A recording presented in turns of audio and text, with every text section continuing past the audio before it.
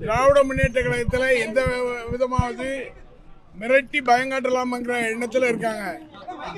நாங்கள் இருக்கும்போது என்ன சொன்னாங்கன்னா, நீங்கள் வந்து எம்எல்ஏ பதவியை ராஜினாமா பண்ணிட்டு வேணா டிவிக்கில் சேனல் தரோம், அதுக்கு வேணா நாங்கள் சப்போர்ட் பண்ணுறோங்கிற மாதிரி சொன்னாங்க. நாங்கள் வந்து எந்த இதுக்கும் பயப்பட மாட்டோம், எதுக்கும் பயப்பட மாட்டோம். இன்னைக்கு வந்து ஒரு கட்சிக்கு நாங்கள் பயப்படணுமா? அதனால எங்களுடைய தலைவர் தைரியமாக இருக்க சொல்லியிருக்காரு. அந்த தெம்போடு எந்த இதுனாலும் சந்திக்கிறதுக்கு நான் தயாராக இருக்கேன். அந்த பேரம் தான் பேசி போய்தான், குதிரை இல்லை ஒட்டகம் பேரம் பண்ணாங்க. அந்த ஒட்டகம் நடக்காது. ஏன்னா நான் முதல் போட்டு இந்த முதலமைச்சராக நான் இல்லை.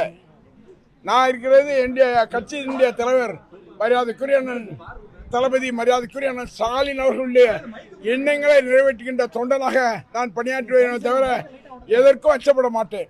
அதாவது 41 ஏதோ ஒரு செக்ஷன் 41A நோட்டீஸ் வந்து எனக்கு வந்து ஏற்கனவே 31ஆம் தேதி கொடுத்தாங்க. அது என்னுடைய வழக்கறிஞர் வாங்கினாரு. வாங்கிட்டு என்ன சொன்னாருன்னா, சட்டமன்ற உறுப்பினர் சென்னையில் அதுவும் வேலை இருக்கிறதுனால 10ஆம் தேதி நேரே போலீஸ் ஸ்டேஷனில் வந்து ஆஜராகி உங்களுக்கு விளக்கம் அளிப்பாருன்னு சொன்னார். ஆனால் அதற்கு முன்னால் எப்படியாவது, அதாவது ஹைகோர்ட் பெயில் போனோம், அங்கே ஏதோ ஒரு தீர்ப்பு வந்துச்சு. அந்த விதத்தில் இவங்க என்ன பண்ணிட்டாங்கன்னா, உடனடியாக கைது பண்ணி அவரை உள்ளே அனுப்பிடணும், ஒரு பயம் காட்டணும்.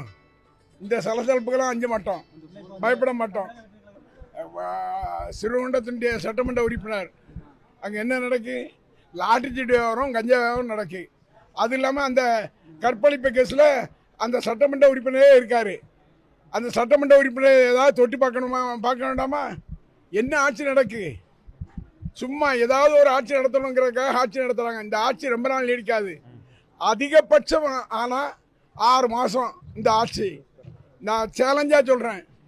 நான் இருக்கிற திருச்செந்தூருடைய அருள்மிகு சுப்பிரமணிய சாமியுடைய மேலே சொல்கிறேன், 6 மாதம் மேலே இந்த ஆட்சி இருக்காது, இருக்கவும் விட மாட்டோம்.